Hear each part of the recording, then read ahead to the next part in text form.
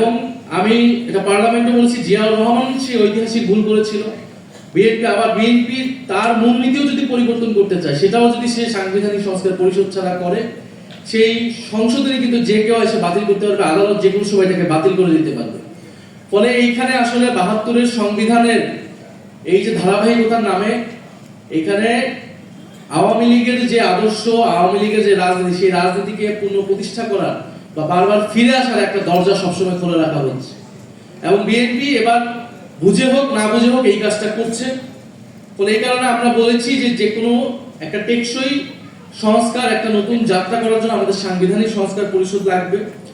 Note of ডিসেন্টের কথা অনেকবার এসেছে, জুলাই সনদ বনাম আদেশকে পরিণত করা হয়েছে।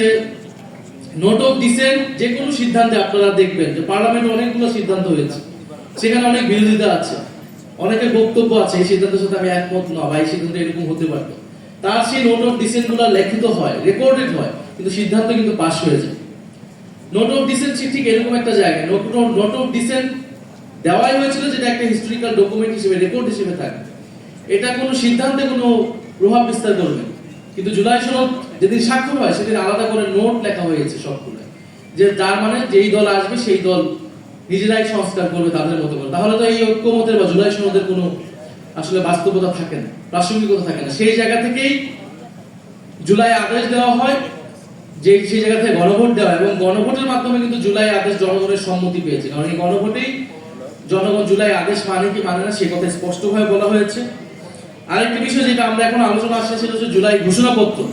সেই জুলাই ঘোষণাপত্র কিন্তু সংবিধান তফসিলে যুক্ত হওয়ার কথা, কমিটমেন্ট দেওয়া আছে। সেই বিষয়ে আমরা সরকারকে এখনো কথা বলতে শুনিনি। সর্বোপরি আমি কথা বাড়াবো না, একটা কথা বলে শেষ করব, যে গণতান্ত্রিক রাষ্ট্র বিনির্মাণের লড়াই যদি বারবার হোঁচট খায়, তাহলে মানুষকে বারবার আবার রাজপথে নামতে হবে, আবার আন্দোলন সংগ্রামে যেতে হবে, যেটা আমরা চাই না। আমরা চাই দেশের স্থিতিশীলতার স্বার্থেই এই গণতান্ত্রিক সংস্কারগুলো করে আমরা সামনের দিকে আগাতে চাই। আমার সাথে গতকাল একজনের দেখা হয়েছে, যিনি বলেছেন যে তিনি কখনোই ভোট দেন নাই বা ভোট দেওয়ার সুযোগ সে পান নাই। তিনি ঢাকায় থাকেন, কিন্তু তার ভোট হচ্ছে বা তিনি ভোটার হয়েছেন চট্টগ্রামে, কারণ একসময় তিনি চট্টগ্রামে থাকতেন।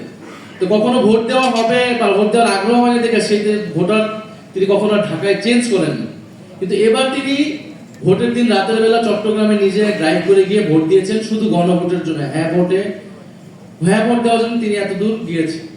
তো উনি বলেছেন যদি আমি এত দূর যেতে পারি, যে মানুষ আমি জীবনে কোনোদিন ভোট দিইনি, ভোট দেওয়ার আগ্রহ নেই, এবার আমি গণভোটে হ্যাঁ ভোট দিয়েছি, আমি যদি চট্টগ্রামে যেতে পারি, আপনারা ডাকলে আমরা সংসদে যেয়ে উপস্থিত হতে পারবো। লাখ লাখ মানুষ যারা সংস্কারের পক্ষে, গণভোটে হ্যাঁ পক্ষে ভোট দিয়েছে, তারা তাদের এই ভোটের প্রতিফলন না দেখলে তারা বসে থাকবে চুপচাপ, তারা এটা মেনে নেবে, এটা ভাবার কোনো কারণ নাই। পরে সঠিক সময়, দিনের অপেক্ষায় আছে জনগণ।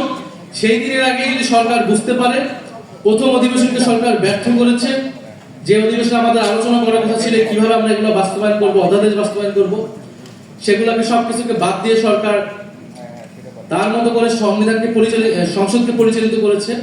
এটা যদি অব্যাহত থাকে, তাহলে রাজপথ, জনগণের আন্দোলনই কিন্তু একমাত্র আমাদের রাস্তা হয়ে দাঁড়াবে। তার আগে যাতে সরকার নিজেদের ভুল বুঝতে পারে এবং গুরুত্বপূর্ণ এই যে সংস্কারগুলো, সেই সংস্কারগুলো বাস্তবায়ন করে। আমি আবারও আজকে যারা আলোচনা করেছেন, আমি সবার নাম নিচ্ছি না সময়ের কারণে, এবং সারাদিন ব্যাপী যারা আলোচনা অংশ নিয়েছেন, আয়োজক ছিলেন, তাদের সবাইকে